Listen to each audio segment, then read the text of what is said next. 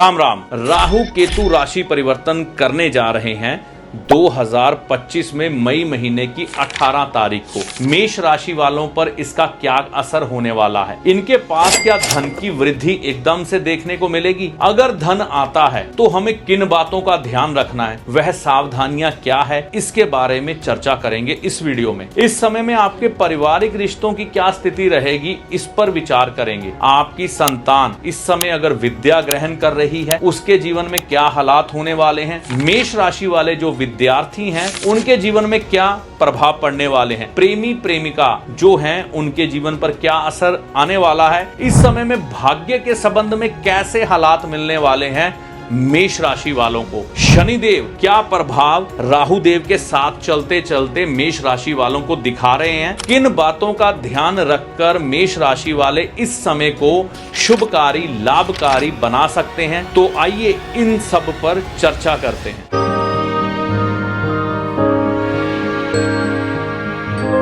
नमस्कार, मेरा नाम है पंडित अरविंद तिवारी। अगर आप इस चैनल पर आज पहली बार आए हैं या बहुत समय से चैनल के साथ चल रहे हैं, अभी तक आपने इस चैनल को सब्सक्राइब नहीं किया है, तो वीडियो देखने के बाद चैनल को सब्सक्राइब करके जाइएगा। यह वर्ष बहुत महत्वपूर्ण है। इस वर्ष में 4 ग्रहों ने राशि परिवर्तन किया है जो बड़े ग्रह कहलाते हैं। शनिदेव, बृहस्पति, राहु और केतु। राहु केतु वैसे तो इकट्ठे राशि बदलते हैं। शनि और बृहस्पति ये प्रत्यक्ष देखे जाने वाले ग्रह हैं।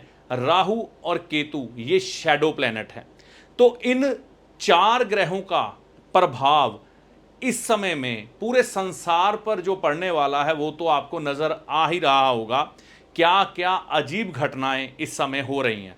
भूकंप का आना, दंगों का माहौल हो जाना, कड़े कानून आ जाना, जनता में असंतोष की भावना, व्यापार प्रभावित होना, और इस समय में सबसे बड़ी बात यह है कि लोग कई परेशान देखे जा रहे हैं।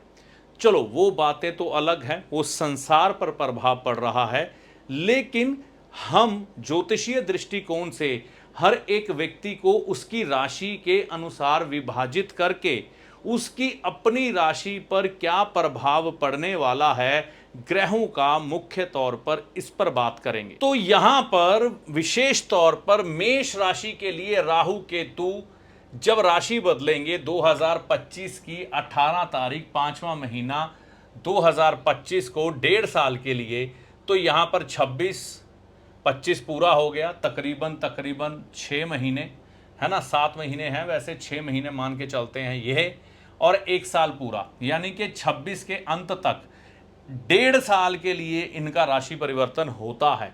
18 महीनों के लिए क्या प्रभाव देगा मेष राशि वालों के लिए? मेष राशि पहले यह समझें कि शनि देव की 7.5 की शुरुआत इस राशि पर हुई है। एक तो यह प्रमुख घटना है 7.5 की शुरुआत। दूसरा, बृहस्पति ग्रह का गोचर भी इनके साथ चल रहा है, और अब राहु और केतु का प्रभाव भी इन पर पड़ने वाला है। देखिए, इस समय में शनिदेव चाहे मेष राशि हो, चाहे कोई भी राशि हो, चाहे उनकी अपनी कुंभ राशि हो, मकर राशि हो, जब भी 7.5 की शुरुआत होती है तो हर एक व्यक्ति को जो फल मिलता है ना, उसके कर्मों के अनुसार मिलता है, इसके अनुसार ही वह आगे चलता है। यह ग्रह शनि, राहु और केतु यहां सामने राशि परिवर्तन करेगा। मुख्यतः यह ग्रह शनि, राहु और केतु।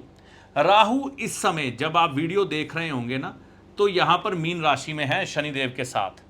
ये 18 तारीख को यहां पर आ जाएंगे। ये वक्री चलते हैं। बाकी ग्रह 12 से 1 में जाएंगे, ये 12 से 11 में आएंगे। उल्टे चलते हैं, जिसे हम वक्री कहते हैं। तो यह इस भाव में आ जाएंगे। तो जब ये शनिदेव से जुदा होकर इधर आएंगे कुंभ राशि में, तो क्या प्रभाव डालने वाले हैं हर किसी की जिंदगी पर जिसकी राशि होगी मेष। देखिए, मुख्यतः तो 11वें भाव में पाप ग्रहों का आना शुभ माना जाता है, लाभकारी माना जाता है, चाहे वो शनि हो, राहु हो, केतु हो। जब ये लाभ भाव में आते हैं तो इनको अच्छा माना जाता है मेष राशि के अनुसार, अगर हम ऐसा सोचे तो। ठीक है। तो अब एक बात को हमने और समझना है, शनि देव, राहु और केतु ये पाप ग्रह हैं, पापी ग्रह हैं। मतलब शनि देव यहां पर जज कहलाते हैं पाप ग्रहों के दृष्टिकोण में, और राहु केतु उनके सहायक हैं। व्यक्ति ने अपने जीवन में जो भी पाप किए होते हैं उनकी सजा देने के लिए राहु केतु आपकी कुंडली में ट्रांजिट करते हैं, या अपनी महादशा, अंतरदशा या वर्षफल में उन फलों को प्रकट करते हैं जो आपके पाप कर्म होते हैं। तो साल दर साल जैसे हम पाप पुण्य कमाते हैं, तो वैसे ही साल दर साल ये आपको लौटाने के लिए उसी समय के चक्कर में वापस आते हैं। तब व्यक्ति के जीवन में सुख और दुख बनकर यह ग्रह प्रकट होते हैं। अगर पाप बड़े हैं तो बड़ी सजा है, अगर पाप छोटे हैं तो छोटी सजा है। और अगर पुण्य अर्जित किए हैं आपको बेनिफिट्स देके जाते हैं, लाभ देके जाते हैं। तो सबसे पहले जब राहु देव राशि बदल के यहां पर आएंगे, लाभ की वृद्धि होने की संभावना होगी। आप जो भी बिजनेस व्यापार कर रहे हैं उसमें आप आश्चर्यजनक तरीके से लाभ देखेंगे, क्योंकि राहु का काम है एकदम से लाभ देना। तो इस समय में राहु आपके लाभ को बढ़ा देगा। मान लीजिए आपकी कमाई है 10,000, तो ये 1,00,000 रुपया महीना बना देगा। ऐसी व्यवस्था करने की शक्ति है, लेकिन कर्म आधारित है ये, यहां पर कोई गारंटी नहीं है। आप अपने कर्मों के अनुसार फल पाएंगे। यहां पर धन सोच समझकर इस्तेमाल करें। देखिए राहु जो है तामसिक बुद्धि वाला ग्रह है। जब किसी व्यक्ति को थोड़े से धन की प्राप्ति होती है तो उस व्यक्ति का मन करता है कि मैं इस धन को कैसे मल्टीप्लाई करूं, और मल्टीप्लाई करने के चक्कर में धन के मामले में रॉन्ग डिसीजन ले लेना व्यक्ति को नुकसान कर देता है। तो इस समय में धन को सोच समझकर इस्तेमाल करें। शनि की वजह से तथा 7.5 के संबंध के कारण आपके जीवन में संबंधों में खराबी आएगी। देखिए मेष राशि पर 7.5 शनि देव की शुरू हो चुकी है। तो शनि देव विच्छेदात्मक ग्रह हैं, आपके संबंधों को खराब करते हैं। तो इस समय में आपके निजी लोग जब देखेंगे कि आपके पास धन आ रहा है तो कहेंगे कि ये व्यक्ति अहंकारी हो गया है, और आपकी बातों का मतलब गलत निकालेंगे। तो इस समय में क्या होगे, आपके संबंध खराब हो सकते हैं, होंगे मेष राशि 7.5 की वजह से। लेकिन आपको लगेगा कि राहु देव जब से यहाँ पर आए हैं ऐसा हो रहा है, लेकिन ये 7.5 की वजह से ऐसा होगा। कामनाओं का विस्तार ना करें। देखिए राहु यह भाव कामनाओं का भी है, कामनाओं का विस्तार कर देते हैं। आपकी इच्छाएं अपना आउट ऑफ लिमिट जाने की करती हैं। तो आउट ऑफ लिमिट जहां पर आपकी पहुंच नहीं है वहां पर हाथ डालने की कोशिश करते हैं, तो कई बार कर्ज के बड़े जाल में फंस जाते हैं, शॉर्टकट मारते हैं पैसा कमाने के लिए, वो भी आपको नुकसान दे देता है। और कई बार यही कारण बन जाता है परिवार के साथ विवाद का। तो इन चीज़ों के ऊपर काबू रखिएगा। कामनाओं के ऊपर शेयर बाजार से बिल्कुल दूरी रखें। वही कामनाओं का विस्तार करने के लिए कई बार व्यक्ति फिर शेयर बाजार में पैसा लगाते हैं कि रातों रात अमीर बन जाएं। तो ऐसा इस समय करने से बचना है। पिता से मधुरता रखें। इस समय में पिता के साथ अगर आप संबंध मधुर रखेंगे तो कई मुसीबतों से आप इस समय बच सकते हैं। ये ना हो आप पिता से भी संबंध खराब कर लें तो आपको इस समय में नुकसान प्रकट हो सकता है। वैसे कई विद्वान कहते हैं पिता का भाव ये है, और कई कहते हैं नवम है। लेकिन यहाँ पर यह बात समझे, राशि अनुसार पिता से संबंध मेष राशि वालों को खराब नहीं करने, ये ध्यान रख के चलें। केतु क्या असर देंगे, अगर आपकी संतान प्राप्ति के तरफ बढ़ रहे हैं, संतान प्राप्ति में कोई बाधा या चिंता बन सकती है, कोई ऑपरेशन का माहौल बन सकता है। संतान प्राप्ति हो चुकी है, संतान की सेहत को चिंता, संतान की विद्या को चिंता, संतान के धन कमाने को लेकर चिंता भी आपको इस समय दे सकते हैं। इस समय में केतु देव मेष राशि वालों को, प्रेमी है, प्रेमिका है, प्रेम संबंधों में खराबी देखने को मिलेगी। और अगर आप कहीं एंटरटेनमेंट इंडस्ट्री से जुड़े हैं तो वहां पर भी कोई ना कोई नुकसान देखने को मिल सकता है। आपके जीवन में इस समय यह केतु मनोरंजन की कमी करते हुए दिखाई दे सकते हैं। जो विद्यार्थी जीवन में बच्चे हैं, एक तो मेष राशि होने के कारण शनिदेव की 7.5, दूसरा विद्या में रुकावट, यहाँ पर केतु के कारण दिखाई देगी। चंचल मन मचलेगा, कुछ ना कुछ ऐसा सोचेगा कि मैं घूमने जाऊं, मैं थोड़ी जीवन में ऐश बढ़ाऊं। ये सब चीज़ों की तरफ जब ध्यान जाएगा, किसकी वजह से जाएगा? राहु की वजह से, कामनाओं की वृद्धि। तो विद्या में रुकावट देखने को मिलेगी इस समय। खान पान बिल्कुल अच्छा रखें, पेट में कोई तकलीफ आ सकती है इस समय में, इस चीज़ का ध्यान रखें। फास्ट फूड ना खाएं, घर का खाना खाएं, बढ़िया है इस समय में। अब दृष्टियों का संबंध देख लेते हैं। राहु की तीसरे भाव में, सोशल सर्कल से भी जुड़ता है ये भाव, वैसे ये भी जुड़ता है और ये भी जुड़ता है, कम्युनिकेशन से भी जुड़ता है। तो आपकी कम्युनिकेशन खराब होने के कारण कई संबंध खराब हो सकते हैं, तो शब्दों का इस्तेमाल बड़ा ही संभल के करें इस समय में। यहाँ पर केतु प्रभाव दे रहे हैं, एक दूसरे के मददगार बन के ही ये चलते हैं। तो हम मुख्यतः यहाँ पर राहु की दृष्टि सप्तम भाव में लेंगे। तो सप्तम भाव में होने के कारण अगर आपका काम धंधा रोज रोज चलने वाला है, रोज की कमाई के अनुसार पैसा आता है, तो यहाँ पर थोड़ी रुकावट देखने को मिल सकती है, क्योंकि राहु परेशानी भी पैदा करता है और राहु सल्यूशन भी देता है। इस ग्रह को बड़े बड़े ढंग से चलाना पड़ता है, तो ये जीवन साथी से भी संबंध खराब कर सकता है। यहाँ पर केतु की दृष्टि भाग्य भाव में होगी। यह थोड़ा एक अच्छा साइन है कि यह भाव में केतु कालपुरुष की कुंडली के अनुसार अच्छा होता है, तो यहाँ संबंध अच्छे देगा। कामनाओं की तड़प रहेगी, इच्छाएं बढ़ेगी, मन तड़पेगा, पूरी नहीं हो पाएंगी। तो केतु का फल यहाँ पर यह रहता है, एक दूसरे के, मैंने कहा ना, पूरक ही बन के चलते हैं। यहाँ पर मान सम्मान दिलाने का काम करता है, लेकिन साढ़े साथी में मान हानि अवश्य होती है। तो यहाँ पर एक तरफ से केतु मान सम्मान बढ़ाने की कोशिश करेगा, शनिदेव गिराने की कोशिश करेंगे। फल आपके कर्मों पर आधारित होंगे। अगर आप तामसिक भोजन करते हैं, शराब पीते हैं, नॉनवेज खाते हैं, अंडा खाते हैं, तो समस्याएं ज़्यादा आएंगी, क्योंकि यह पाप ग्रहों की शक्ति को बढ़ाती हैं ये चीज़ें।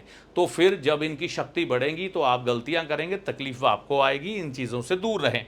बृहस्पति यहाँ पर दृष्टि रखेंगे, आपको लाभ समय समय पर दिलाते रहेंगे, भाग्य का साथ देते रहेंगे, और जो राहु यहाँ पर माइनस करेंगे, बृहस्पति उसको प्लस करते जाएंगे। तो यहाँ पर आपकी राशि के अनुसार राहु केतु का गोचर 25 से 26 तक मिश्रित परिणाम लेके ही आ रहा है।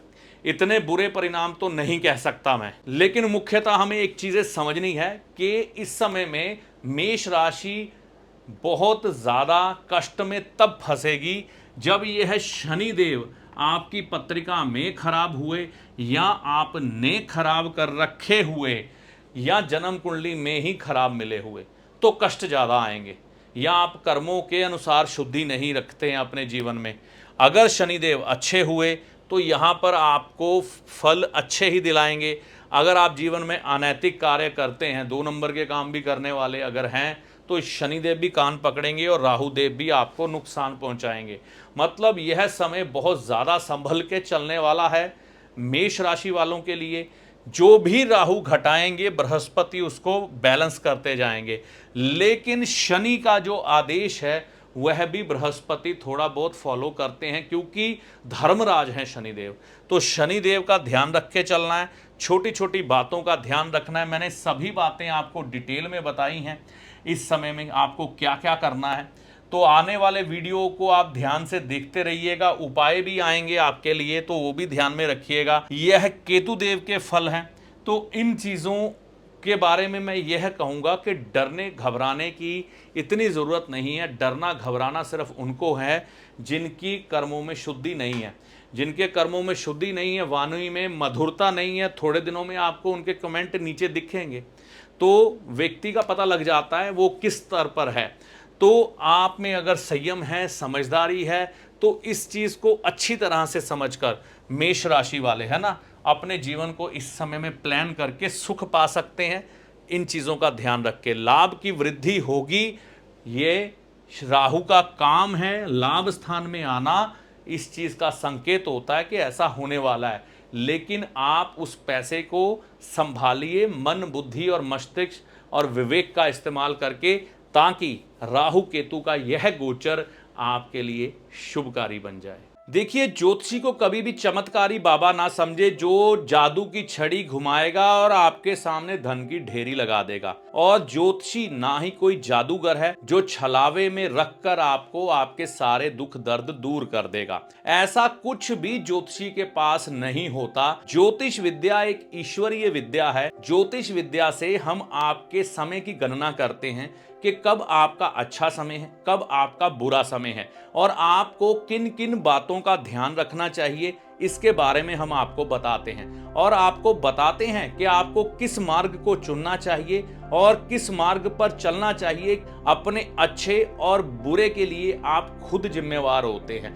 ज्योतिष के किसी भी शास्त्र में आपकी किसी भी तकलीफ को दूर करने के लिए कोई भी गारंटी नहीं दी गई है, कोई भी दावा नहीं किया गया है। सिर्फ आपको एक पथ दिखाया गया है, आप उस पथ पर चलें, उपाय करें। सारी समस्याओं का समाधान ईश्वर की कृपा से होता है। मैं अपने किसी भी वीडियो में कोई भी दावा नहीं करता हूं, क्योंकि ज्योतिष में दावे है ही नहीं।